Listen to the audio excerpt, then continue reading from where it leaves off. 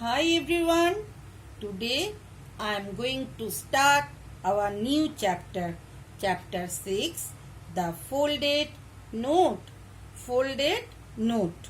Chapter का title से पता चल रहा है कि कुछ मुड़ा हुआ है ना। नोट मीन्स जिसमें कुछ लिखा हुआ है। देखिए मैम ने पेपर मोड़ के रखे हैं, इसमें हम भी नोट लिखे हैं, द फोल्डेड नोट। तो इसको जैसे मोड़ते हैं इसको हम लोग बोलते हैं फोल्ड, एंड पहले से मुड़ा हुआ इसलिए folded note. Let's start, let's get going. Look at this student. आप सारे स्टूडेंट्स को देखिए। Look at this students, what is going on in them. इन लोगों के अंदर क्या चल रहे हैं। Who is breaking the rules of the examination hall. Circle and tell, मतलब गोला लगाइए और बताइए। ये बच्चे देखिए राइट कर रहे, ये क्वेश्चन पेपर है। ये भी कुछ राइट कर रहे देख के। ये देखिए बहुत देर से सोच रहे कि क्या लिखे क्या नहीं लिखे, ऐसे कुछ। और ये बच्चा देखिए इसके दूसरे की कॉपी से जैसे लग रहा है ना चीट कर रहे हैं। तो ये क्लासरूम में एग्जामिनेशन टाइम में बिल्कुल कोई भी स्टूडेंट को नहीं करना चाहिए। ये भी जैसे देखिए कुछ नोट लाए हैं, इसको देख के लिख रहे हैं, ये भी नहीं करना चाहिए।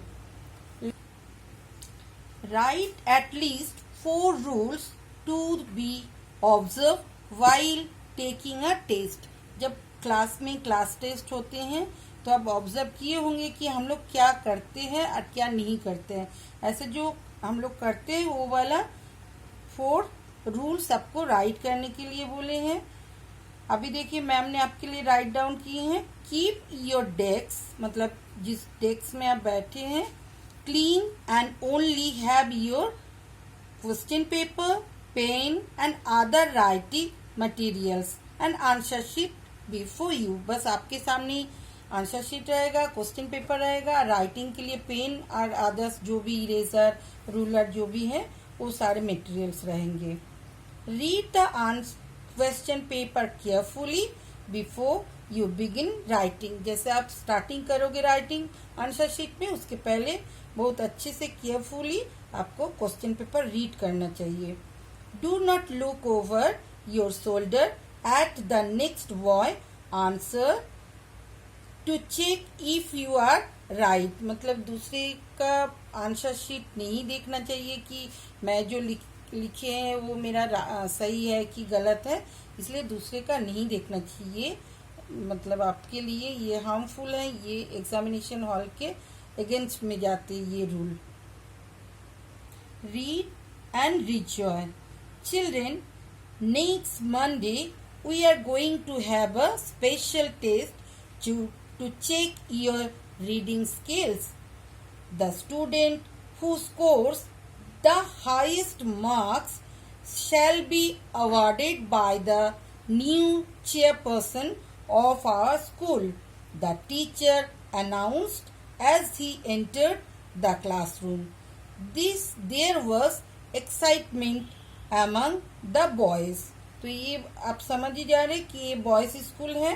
सारे लड़के जो है बहुत एक्साइटेड हो गए थे क्या सुन के कि टीचर, जब देखिए teacher announce as he entered the classroom. जब टीचर ने क्लासरूम में एंटर किए तो टीचर ने अनाउंस की कि चिल्ड्रेन, नेक्स्ट मंडे, मतलब जो कमिंग मंडे है उस दिन we are going to have a special test. हम लोग अब लोगों के एक स्पेशल टेस्ट लेंगे, एग्जाम लेंगे, to check your reading skill. आप कितने अच्छे से रीडिंग किए उसके एक एग्जाम होगा, टेस्ट होगा। The student who scores the highest, मतलब जिसका सबसे ज्यादा स्कोर होगा, mark highest mark, shall be awarded by the new chairperson. उसको पुरस्कृत किया जाएगा किसके हाथों से? चेयरपर्सन, जो न्यू चेयरपर्सन स्कूल के आए हैं उनके हाथ से, of our school. The teacher announced as he entered the classroom. There was excitement among the children. ये तो आपको हम बता चुके हैं। On Monday morning, everyone was all set for the exam. Everyone was curious to know the format of the question paper. Attention children, the teacher said as he came in.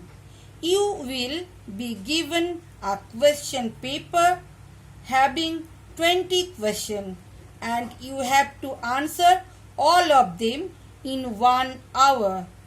The format was quite simple for children to understand and they begin to work upon their writing sheets. Remember, you must not copy from your partner's writing sheet. The teacher owned them in a soft voice and worked to his desk. On Monday morning, everyone was all set for exam.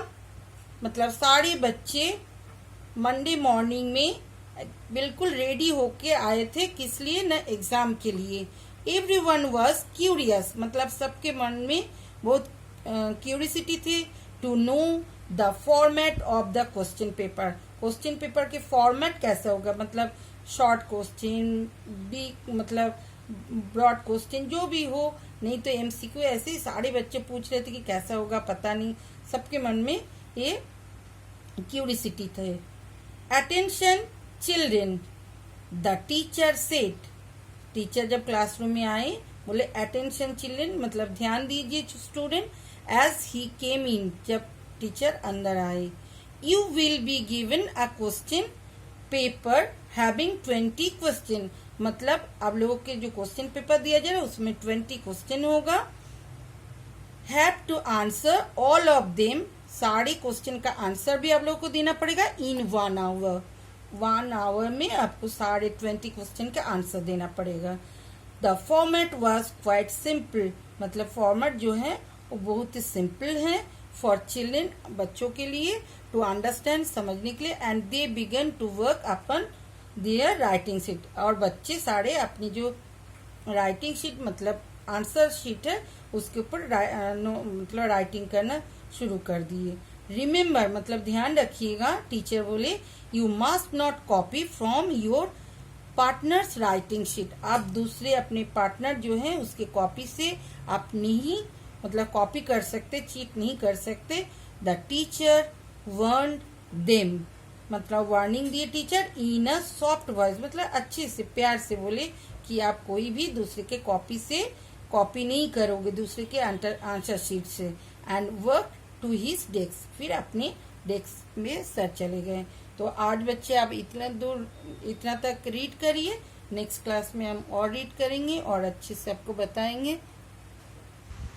Students, you all are so little, so your ma'am लिखिए, ये सारे board में right करके रखे हैं. किस लिए कि हम लोग डे टू डे लाइफ में इस सारे वर्ड को यूज करते हैं, लेकिन हम लोग का प्रोनाउंसिएशन भी सही होना चाहिए.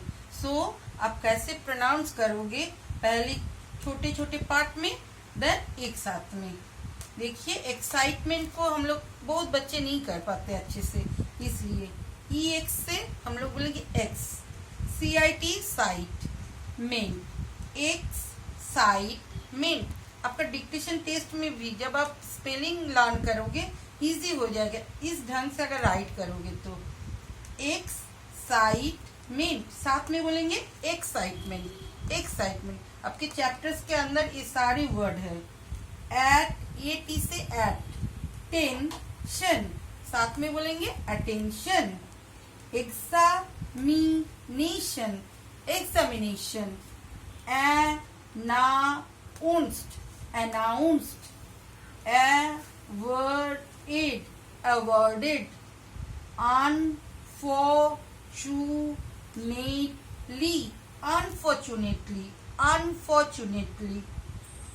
pleadingly, pleadingly, साथ में pleadingly.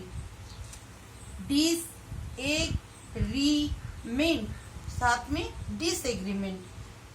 एक बार गो थ्रू होइए.